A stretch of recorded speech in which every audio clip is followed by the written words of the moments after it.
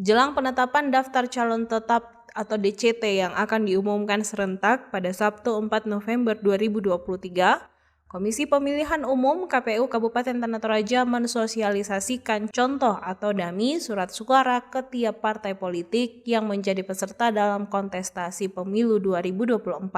Dummy surat suara tersebut bertuliskan simulasi pada bagian ujung kiri dan berisikan daftar nama serta nomor urut bacalek yang akan diumumkan usai penetapan DCT.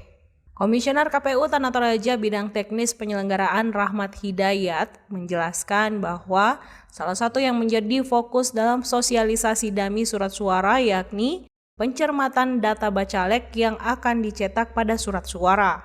Data tersebut berupa penulisan nama dan gelar yang disesuaikan dengan ejaan bahasa Indonesia yang disempurnakan. Lebih lanjut, untuk penulisan nama di surat suara, KPU Tanah Toraja merujuk pada penulisan data bacalek di KTP. Adapun untuk gelar, KPU Tanah Toraja merujuk pada ijazah pendukung yang dimasukkan oleh bacalek saat mendaftar, baik strata 1 hingga strata 3. Rahmat mengatakan, semua partai politik menyetujui apa yang telah menjadi persyaratan untuk penulisan surat suara usai sosialisasi. Hal tersebut ditandai dengan paraf pada setiap nama bacalek partai politik yang kemudian nantinya akan diserahkan ke pihak percetakan untuk dicetak menjadi surat suara asli.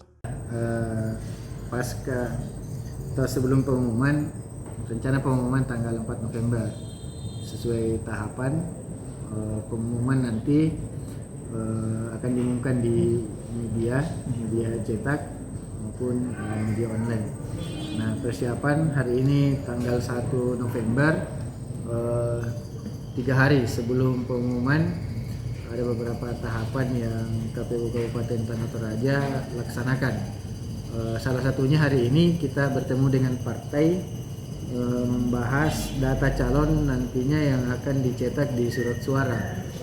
Nah, kami menelusuri, kami mencermati dan memfinalisasi dengan partai politik sekaitan dengan penulisan nama dan gelar nantinya akan dicetak di surat suara.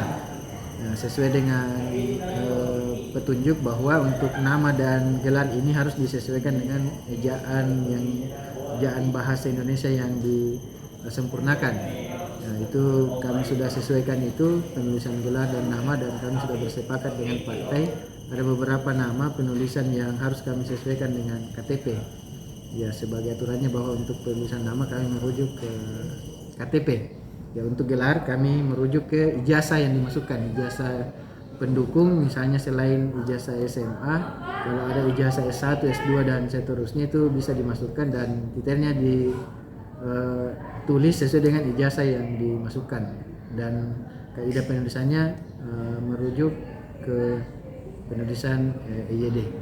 Kalau dari segi parpol Pak, bagaimana mereka Dari merespon? segi parpol kami sudah sampaikan dan kami sudah sepakat ada dummy surat suara yang kami bawa dari pertemuan di Jakarta.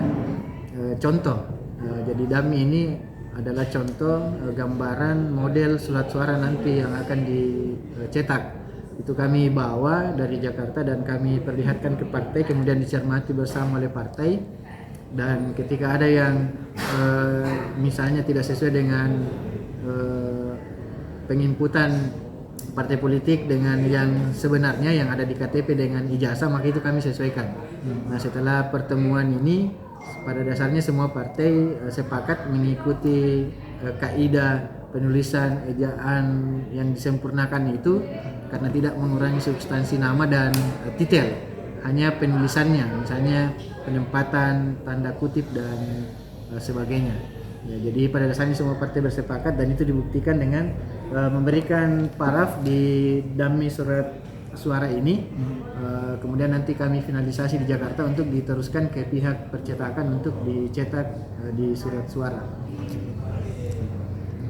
Terima kasih sudah nonton.